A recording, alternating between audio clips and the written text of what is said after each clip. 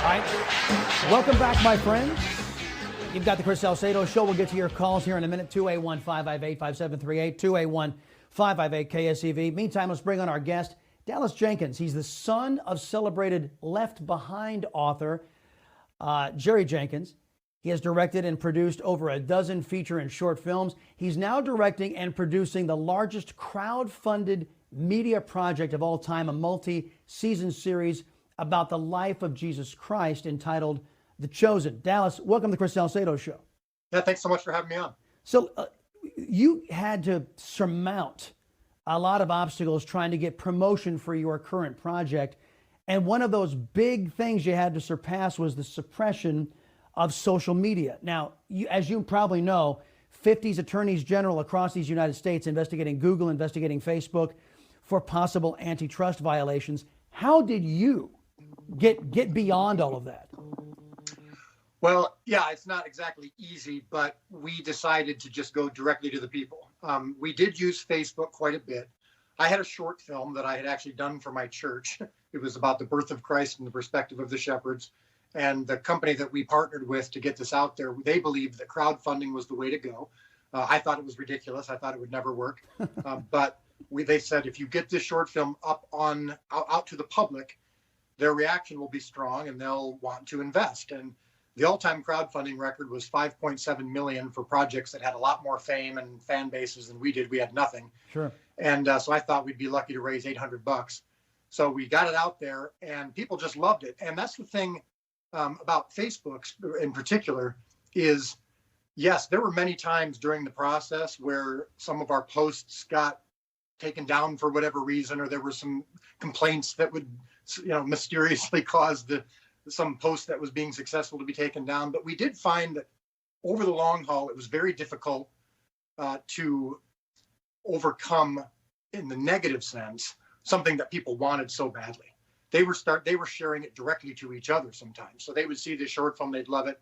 And if they would post it publicly and maybe it wasn't getting a reaction, or maybe wasn't going through the algorithm properly, they would then just send it directly to their friends.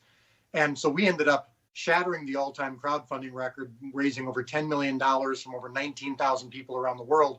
And whether it was by posting it on Facebook, or when they got it, they started texting it or messaging it directly to their friends, or sending them to the link on our website, that just became its own kind of viral loop. And we just never really cared too much if there was a hurdle. I mean, I'd worked in Hollywood for 10 years. Obviously, it's not a secret that I would have been a minority as a conservative and as a Christian. But sometimes it was like Ronald Reagan back in the 80s. Even though the media wasn't a fan of his, he still used media to get to the people. And so he would just talk directly to the people. And that's what we did. We just talked directly to the people. We didn't use the system. We didn't partner with Hollywood initially on this. And so we just said, look, if the people want this, they're gonna demand more. Yeah. And long story short, it worked. And I think I think when you've got content that people want, they're gonna find a way to get it. I'm hip to that, because that's exactly what we've instructed our. It's exactly what we did. We tell you got to go directly to the Chris Salcedo Show Facebook page, because all of our postings, kids, are being suppressed by Facebook. So we've got to get you to go direct. And of course, now. He had great material to work with, the Dallas Jenkins, Jesus Christ and the story of Jesus Christ. So, I mean, and that wants to tend to get out. But that's how you beat the algorithms that Facebook has used to discriminate against conservatives, is you do direct marketing to the folks and then have those folks direct market your stuff. Right. It's pretty basic, but I think folks got to realize how these social media giants are dialing us back and suppressing us so we can beat it. Look, I get criticized often when I say the left wing, Dallas, comes at us conservatives. I get feedback and blowback because I call them religious bigots, and in my view, they are. In this project, being a Christian filmmaker, conservative filmmaker, have you experienced bias and bigotry courtesy of the left wing?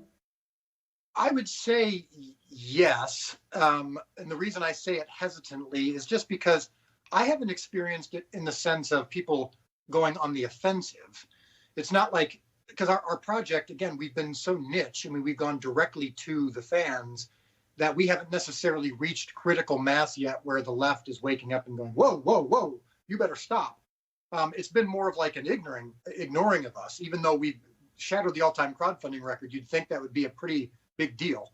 And it just hasn't been a big deal. They've just ignored it.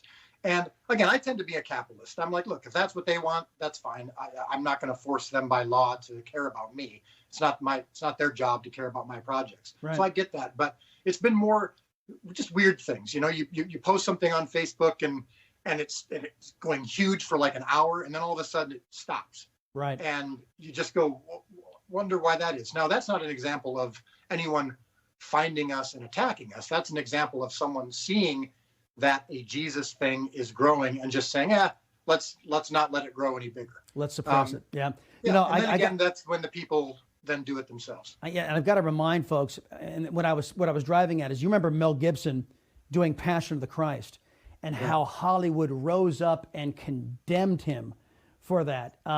That's kind of what I was asking is, have you, and we get attacked constantly by members of the left calling us Jesus freaks or whatever. Have you experienced that personally? Yeah, on a personal level, that's easy. I mean, you know, when I was in Hollywood for 10 years, where God bless them, it's easier to be anything but a Christian or a conservative. Yeah. It's, you know, the notion of, I mean, I think you may have seen this like a week ago. Someone tweeted about a Trump fundraiser in Hollywood, and the actor from Will and Grace, Will McCormick, said, well, please, Hollywood Reporter, release the list of people who are going to that fundraiser so we can know who not to work with. And that is absolutely just true. I multiple times, and I have multiple friends who, you know, didn't get to go out to parties with people or didn't get certain jobs just because of the fact that it was discovered that they were conservative. And again, my job, and you mentioned Mel Gibson. I actually met with Mel Gibson shortly before The Passion of the Christ came out. There was a screening that he was doing in his offices. So he talked to a group of us, and he seemed to really not care. You know, he just was like, I'm putting this out directly to the people. He used his own distribution company. Yep. He raised, you know, his opening weekend was over $100 million for a project that was 2,000 years old with a language no one spoke anymore. And he genuinely just didn't care, because people were saying, aren't you concerned about the attacks from the left? And he was just like, okay, I barely even paid attention. And that's why I think the way I'm answering your question is like, yeah, I've gotten that, but I just don't care anymore. That's been my own spiritual journey anyway, is caring far more about what God thinks of me than anyone else. And so we just ignore it. We just go directly to the people. They love it. The show's been going great. Well, that's what I want to get into. Dallas Jenkins, our guest, folks. He is a director now of a series called The Chosen. Why did you choose to do a series based on the life of Christ, and what is the reaction you're getting to it? Yeah, so great question. So there's been many movies and miniseries about the life of Christ, but there's never actually been a multi-season show, something you could binge watch like any other show. And I love binge watching shows with my wife. I've loved shows like Breaking Bad and Game of Thrones and some of those shows. And I was watching one on my treadmill once, and I thought to myself, how come there's nothing like, I'm kind of sometimes forced to watch these shows that maybe I wouldn't even align with spiritually or politically. Sure. But they're so good. I watch them and I don't have much choice. There's not many alternative options.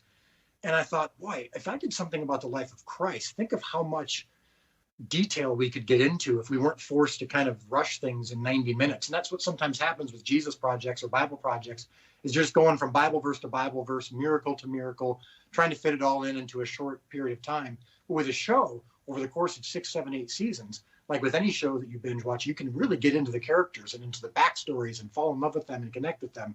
And so, not to preach a sermon here, but my belief is that if you can see Jesus through the eyes of those who actually met him, you can be changed in the same way that they were. And so we thought of doing the show where you've got multiple main characters like Simon Peter and Matthew the tax collector and Mary Magdalene and Nicodemus and of course Jesus. And so that's where that idea came from. And so when we just put it out there to the world and said, what do you think? And do you think this is something you'd be interested in as well?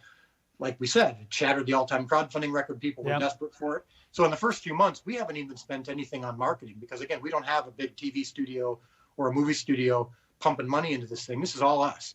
And we've just been going slowly and using word of mouth. And it's been becoming this organic thing where people are just seeing it and going, where has this been all my life? Well, let me ask you, where can folks go if they want to get involved in the crowdfunding and, of course, partake in the beautiful work of art that you're doing? Well, the crowdfunding part is actually over now because we got season 1 funded. Now, the way to ensure that we can do future episodes and seasons is people actually just watch the show and share it with friends and purchase DVDs and whatnot. So I'm going to give you a little inside tip. We haven't actually released this officially yet, but because you're having me on and I like you a lot, I'm going to let you know this little secret. We have an app, and the app is debuting tomorrow, but you can actually get it now if you want. So your viewers and listeners can actually go get it. If you just go to the App Store or Google Play or whatever, you can just find The Chosen. Look up The Chosen on the App Store, and you can download it and get it for free. And all 4 episodes are there, and you can watch all 4 of the first season episodes for free on your phone. You can cast it to your TV if you want. Wow. But again, we're just going directly to the people.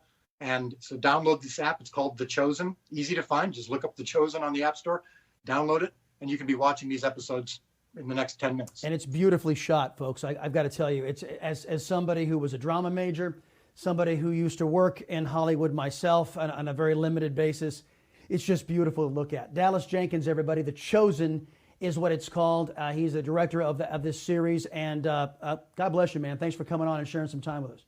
Thanks, brother. Appreciate it. We'll do it again sometime. You betcha. 281-558-5738. 281-558-KSEV. It's Chris Salcedo's show. Okay.